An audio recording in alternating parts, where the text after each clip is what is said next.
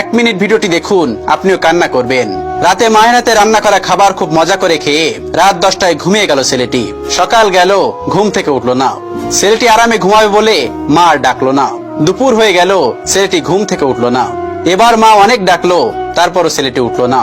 মা চলে গেল, একটু পরে আবার আসলো। এবার অনেক ডাকার পরে উঠলো না। তারপর মা অনেক বকলো, ছেলেটি তাও উঠলো না। এবার মা একটি থাপ্পড় দিল, তাও উঠলো না। এবার মা ছেলেটির হাত ধরে টান দিল, কিন্তু ছেলেটির পুরো শরীর নড়ে উঠলো। ছেলেটির শরীর পাথরের ন্যায় শক্ত হয়ে গেছে।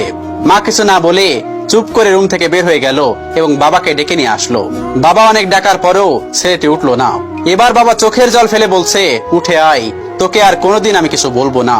যেমন করে থাকতে চাস থাক, তারপর উঠে আয়, তোকে আজকেই ল্যাপটপ কিনে দেব।